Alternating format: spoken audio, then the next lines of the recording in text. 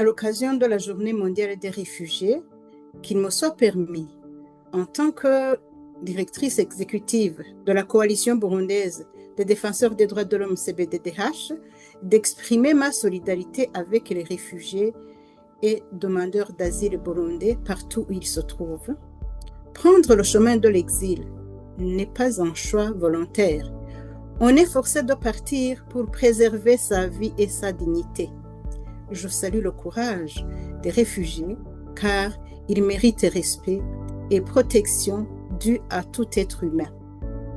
La plupart des réfugiés et demandeurs d'asile vivent dans la précarité, mais résistent contre le refoulement vers le Burundi qui ne les rassure pas.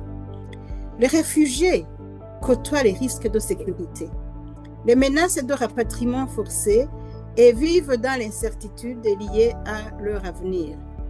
Malgré les blessures invisibles que cause l'éloignement des familles et la perte de leurs biens, ils continuent à préserver leur dignité, à donner espoir à leurs familles, tout en soutenant les communautés d'accueil. Ainsi, les réfugiés ne sont pas que des demandeurs d'aide. Je partage leur douleur, car je suis témoin direct de leurs épreuves et je salue leur résilience. Je salue particulièrement le courage de leurs frères et sœurs, celles et ceux qui, même en situation d'exil, continuent de défendre la paix, la justice et les droits humains pour tous. En cette journée, je lance un appel. Je lance un appel au peuple des pays d'accueil de faire preuve de compassion et de solidarité et offrir hospitalité aux réfugiés burundais et demandeurs d'asile, car ce sont des humains en détresse, forcés de quitter leur pays à la recherche de la paix. Ils ont cherché refuge dans leur pays par confiance aux valeurs humaines de Buntu qui caractérisent les pays d'accueil. Ils ont fui la persécution et la mort. Ils attendent de vous l'espoir de vivre sans discrimination et dans la dignité. Je vous implore pour orienter vos revendications politiques vers la résolution de vos préoccupations, vers les vrais responsables, au lieu de prendre les réfugiés comme des boucs émissaires. Au gouvernement du Burundi, je l'implore afin qu'il cesse d'exercer la pression diplomatique sur les pays d'accueil, demandant le refoulement des demandeurs d'asile et le retour forcé des réfugiés. J'implore aussi le gouvernement du Burundi de créer des conditions d'un retour sûr, volontaire, digne et durable pour ceux qui souhaitent rentrer.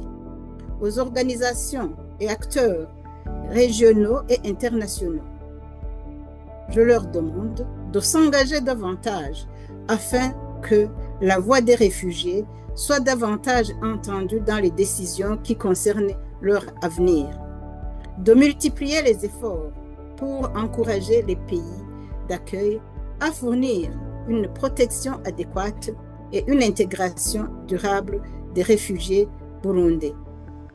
Aux pays d'accueil, je leur lance un appel afin de continuer à garantir la protection, l'accès aux droits fondamentaux et les opportunités d'intégration aux réfugiés burundais, de cesser le processus de retour forcé des réfugiés et le refoulement des demandeurs d'asile, de rester fidèles aux dispositions internationales pertinentes sur le non-refoulement et conformément aux instruments internationaux auxquels ils ont souscrit, de prendre en compte les risques imminents de torture, de détention arbitraire, de disparition forcée et de représailles politiques en cas de retour forcé, mais aussi de réévaluer la persistance des facteurs qui ont poussé les Burundais à demander la protection internationale, à la communauté internationale et aux partenaires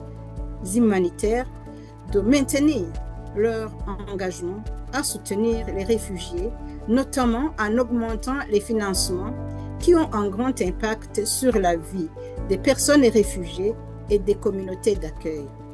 D'encourager le Burundi à mettre en œuvre les mécanismes de dialogue avec toutes les parties prenantes pour créer des conditions d'une paix durable qui incitent les citoyens à contribuer à la reconstruction du pays dans la paix, de l'encourager à se conformer aux dispositions de l'accord d'Arusha qui l'incite à un dialogue permanent.